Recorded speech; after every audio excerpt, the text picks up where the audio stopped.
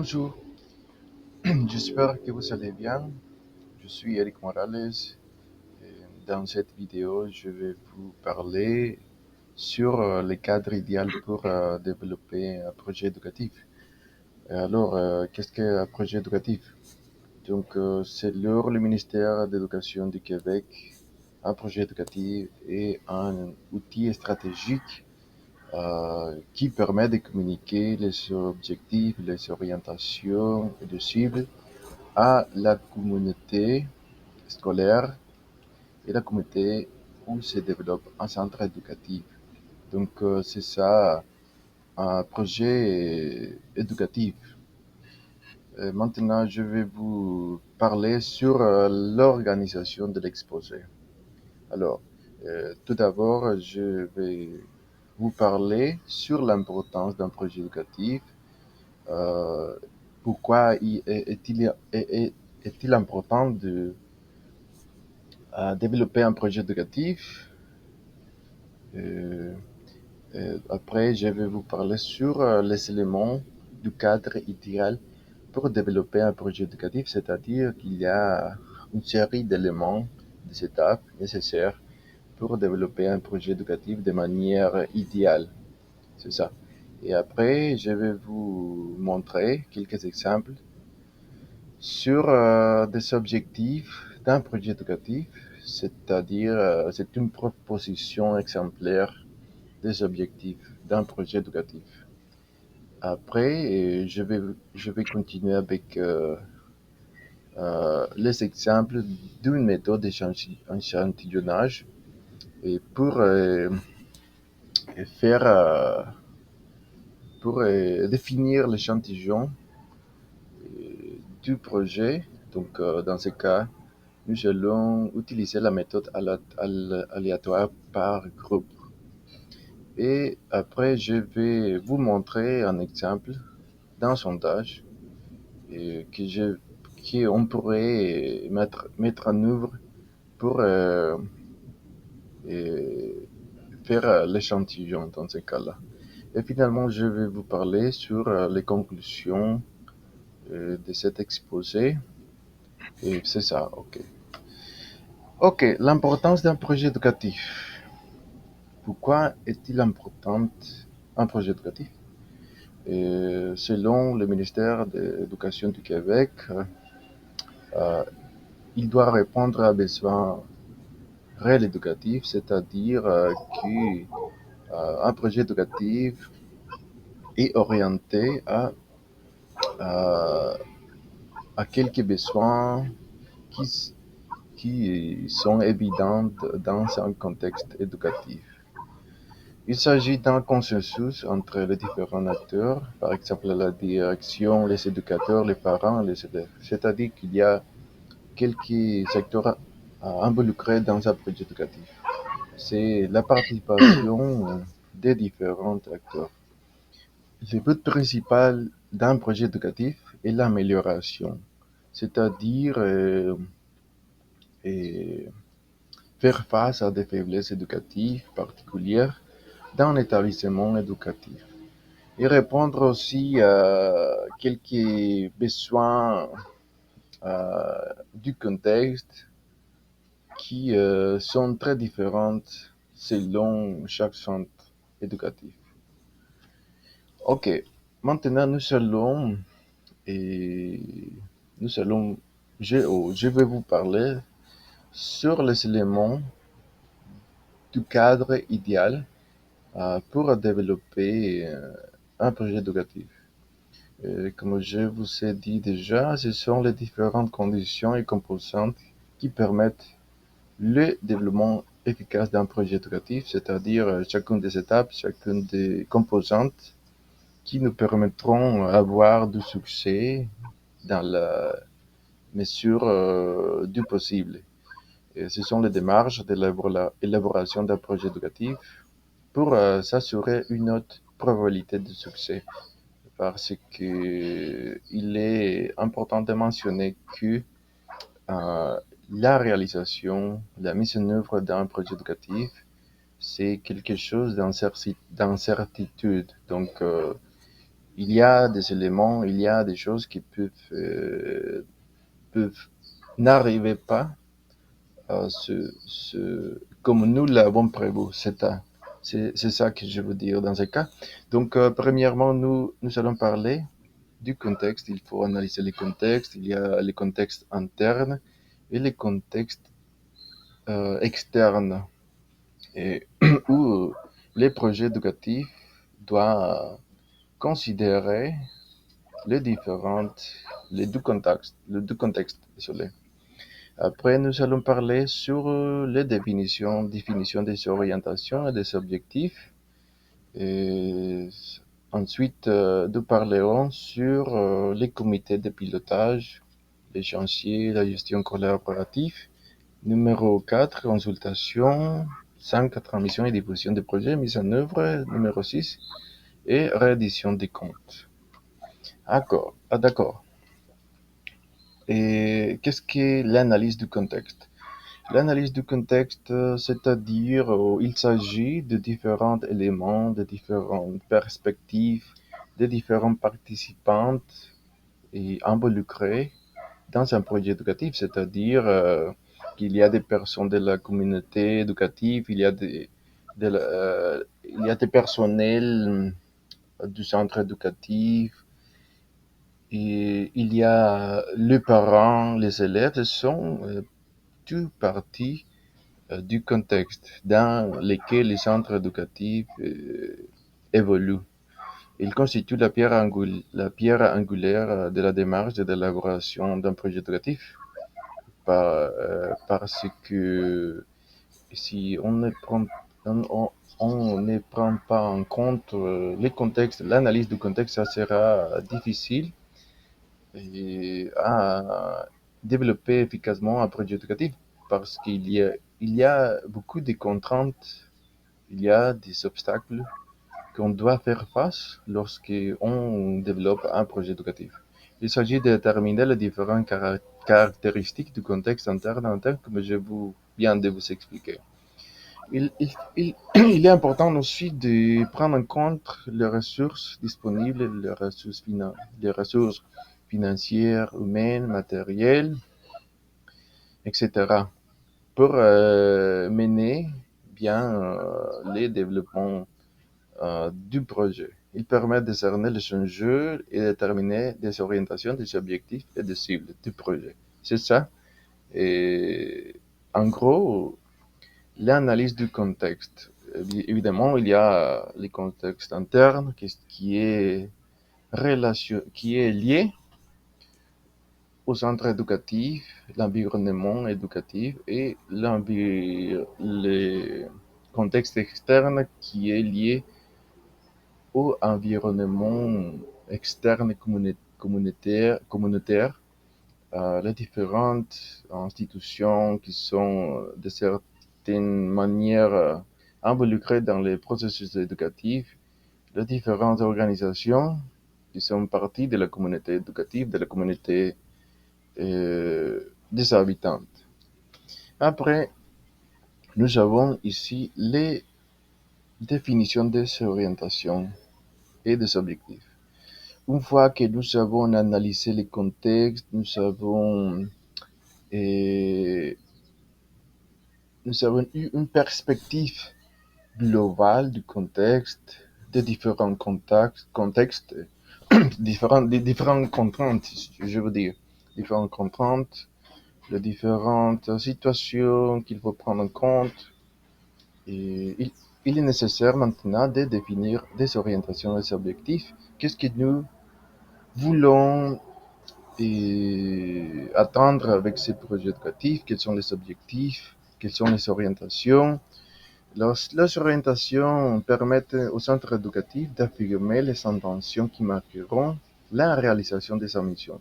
Donc, chaque centre éducatif a une mission spécifique à atteindre. Donc, et, les objectifs du projet doivent être en cohérence avec les orientations, la mission du centre éducatif. Un objectif constitue un engagement prioritaire, désolé, de l'établissement pour la période couverte par les projets éducatifs. La réussite scolaire, l'introduction d'une approche éducative innovante, la responsabilité sociale et la reddition des comptes, ce sont les objectifs ultimes d'un projet éducatif. Désolé. Comme je viens de vous expliquer dans l'importance, euh, l'important pour développer un projet éducatif, ce sont quelques aspects qu'il faut tenir compte. La réussite scolaire et l'introduction d'une approche éducative innovante ou des approches innovantes, la responsabilité sociale, car le centre éducatif est une institution sociale qui doit redire compte sur les buts, les attentes, les contraintes, et les objectifs, les orientations à la communauté où les centres éducatifs évoluent. Alors, et troisièmement, nous avons l'importance d'un comité pilotage et un échéancier de travail et une gestion collaborative. C'est-à-dire que pour développer d'une manière idéale un projet éducatif, il faut prendre en compte un comité de pilotage. Ce sont les personnes qui sont responsables, qui seront responsables de la supervision et du suivi du projet éducatif. Ils vont fiscaliser les projets et, et ça pour s'assurer que tout va marcher de la meilleure manière. Un échéancier de travail, c'est pratiquement un calendrier où on va, on va établir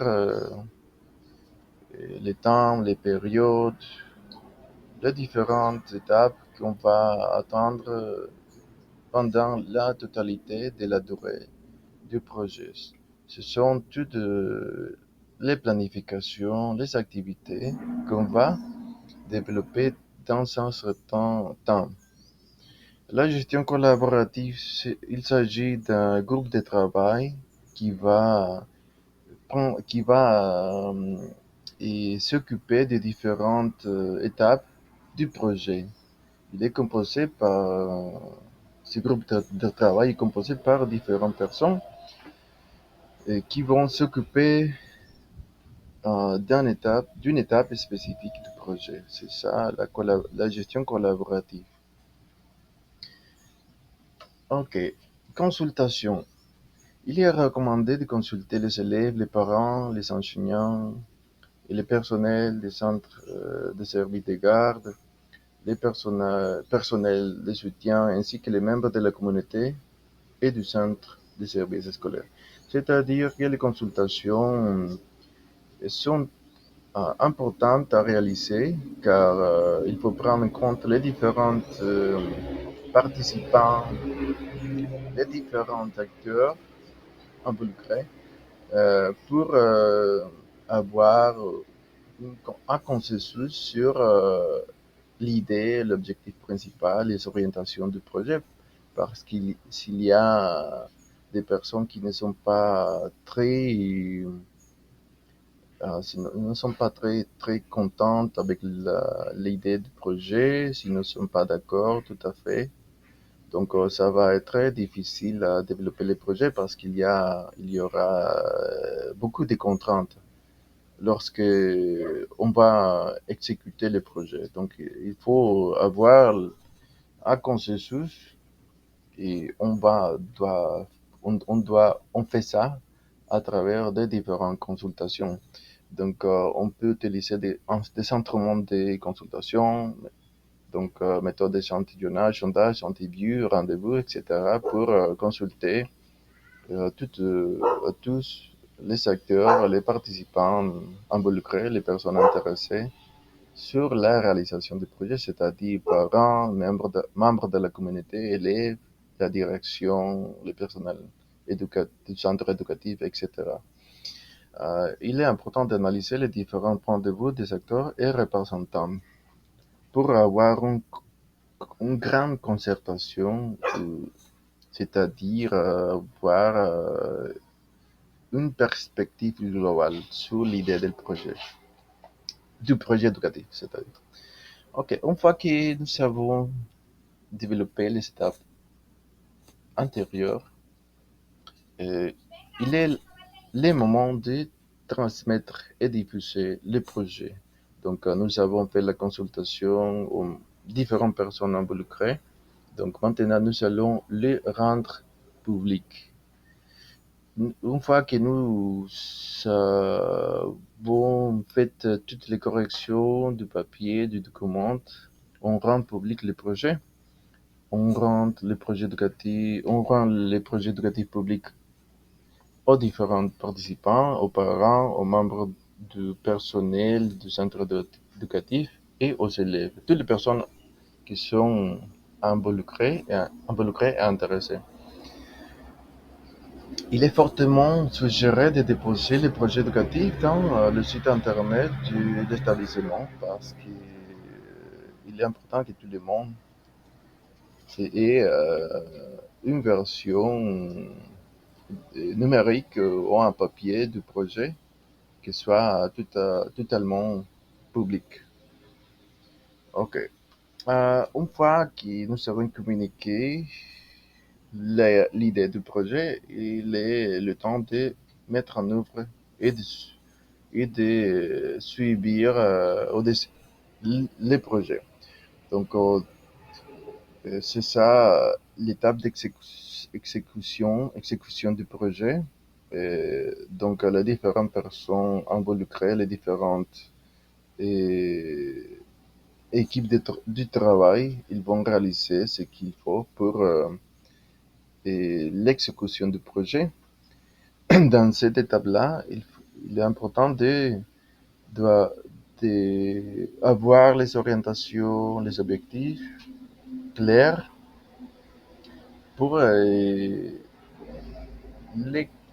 corrects, l'efficacité dans le développement du projet. Il faut ajuster les ressources financières, ressources humaines, matérielles, etc. Et il est important d'élaborer des outils de suivi de gestion, tableau de suivi, tableau de bord, plan d'action, calendrier, et définir les indicateurs de mesure pour vérifier si les objectifs ont été atteints ou si les objectifs, non, je veux dire pour vérifier si les objectifs sont dans le bon chemin ou pas, s'il faut réorienter les actions. Ok, une fois que nous avons exécuté les projets, c'est le temps de communiquer les résultats. La reddition des comptes est la dernière étape d'une gestion axée sur les résultats. Elle consiste à évaluer les projets éducatifs, puis à présenter les résultats d'évaluation à la communauté. C'est-à-dire que nous allons communiquer aux différents participants, aux différentes personnes involucrées, aux élèves, tout le monde qui a une participation directe ou indirecte dans les projets euh, doit, doit savoir le résultat obtenu. Et donc, dans ce cas, le conseil d'établissement doit transmettre l'information à la communauté éducative sur les moyens choisis par l'équipe école ou l'équipe centre ou le centre éducatif sur les résultats obtenus. Ok, maintenant je vais vous montrer des exemples des objectifs d'un projet éducatif. Dans ce cas, nous avons un enjeu, l'expression orale chez les élèves de la 9e année au lycée Miguel Araya Venegas. Par exemple, c'est ça l'enjeu qu'on a défini et nous avons par exemple les orientations, améliorer l'expression orale chez les élèves de la 9e année. On va travailler avec les élèves de la 9e année. Les objectifs, organiser des sessions hebdomadaires de pratiques d'expression orale en français avec les élèves de la 9e année en intégrant des activités interculturelles. Les indicateurs, par exemple, taux de réussite à la participation des élèves de la 9e année dans les sessions d'expression orale. Les cibles, euh, 90% des élèves à la fin de l'année seront capables de maîtriser l'expression orale, pour ainsi dire. Et nous avons aussi augmenté comme objectif augmenter les scores moyens des élèves en expression orale de 20% d'ici à la fin de l'année scolaire. Qui sont les indicateurs taux de réussite ou moyen des élèves en expression orale.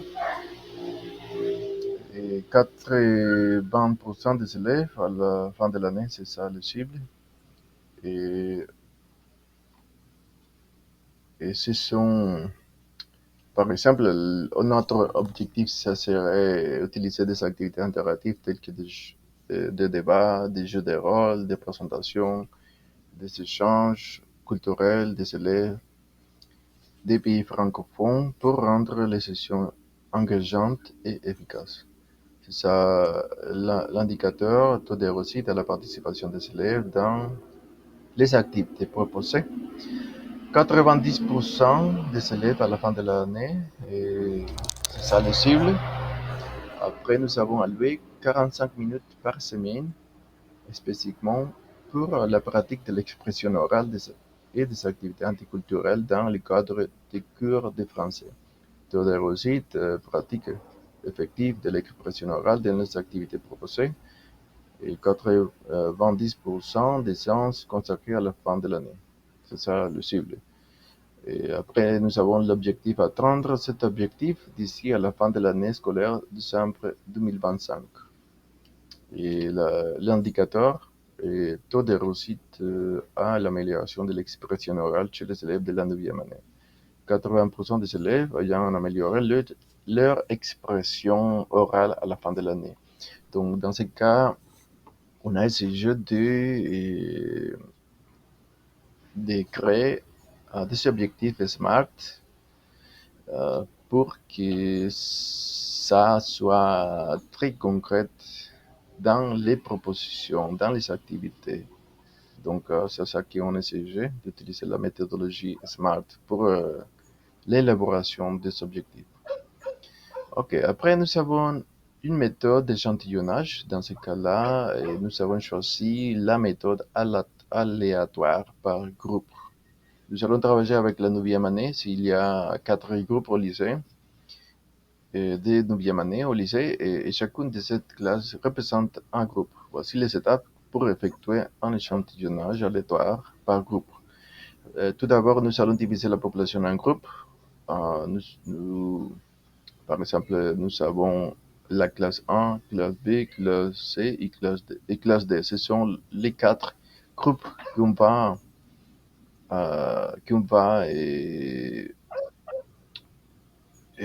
extraire l'échantillon. Après, nous allons sélectionner aléatoirement des groupes. On utilise une méthode aléatoire pour sélectionner certains groupes. Dans ce cas, on va utiliser un sondage numérique, par exemple, ou écrit pour extraire l'échantillon. Et on utilise une méthode aléatoire pour sélectionner certains de ces groupes. Par exemple, tu peux utiliser générateur de nombres aléatoires pour choisir deux classes parmi les 4. Parce que l'idée, c'est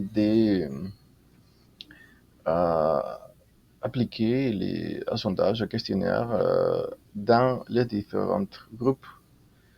Et de cette manière, on va voir si la population éducative, les élèves de la 9e année, ont un intérêt particulier sur l'amélioration de l'expression orale en français dans ce cas-là.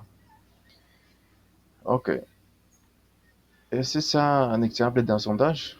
Par exemple, on va appliquer ce sondage, ce questionnaire aux élèves de la 9e année.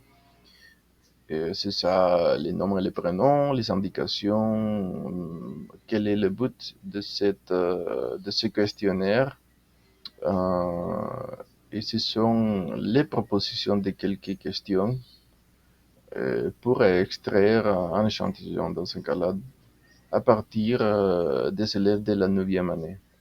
Par exemple, la question numéro un, si vous êtes intéressé dans la participation d'un projet éducatif pour améliorer l'expression orale dehors des classes, expression orale en français? Oui, non. Euh, Quelles sont les activités que vous préférez pour pratiquer l'expression orale en français? Ce sont quelques propositions. Après, si vous voulez participer à session additionnelle des pratiques de l'expression orale en français, quels sont quelques aspects de l'expression orale que vous voulez améliorer en français, prononciation, vocabulaire, etc. Ce sont par exemple des questions qu'on pourrait utiliser pour le sondage. OK. Euh, en ce qui concerne l'échantillon, les sondages, on peut aussi, on peut appliquer, utiliser un sondage pour savoir si les parents euh, sont intéressés à un tel projet comme celui-ci. Il est important de prendre en compte aussi les parents, évidemment.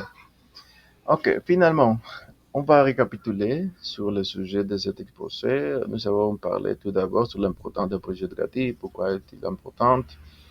Euh, Parce c'est une proposition éducative, pédagogique, innovante pour améliorer l'environnement éducatif dans un centre éducatif.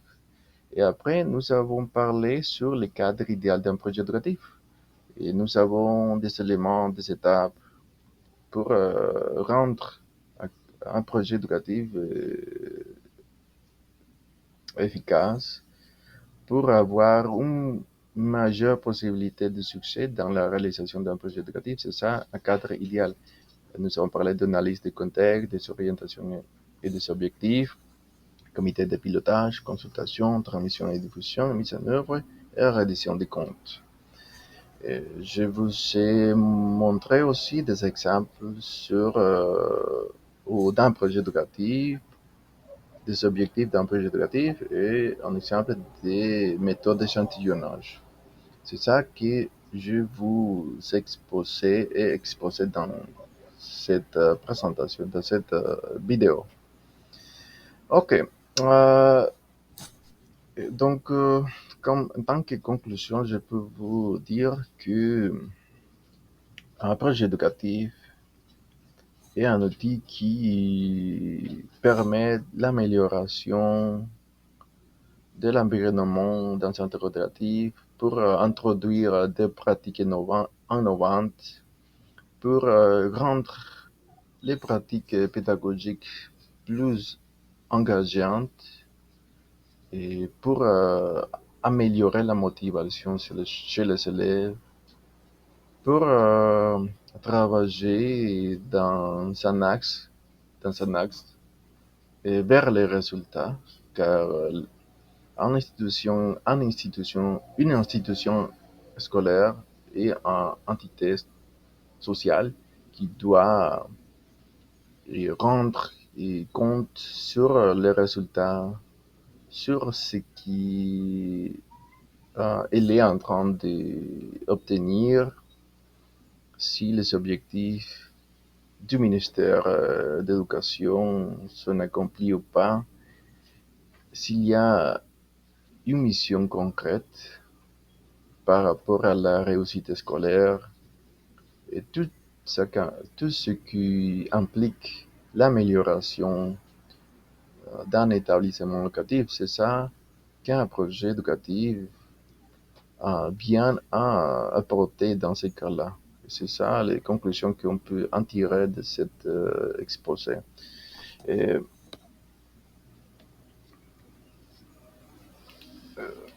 OK.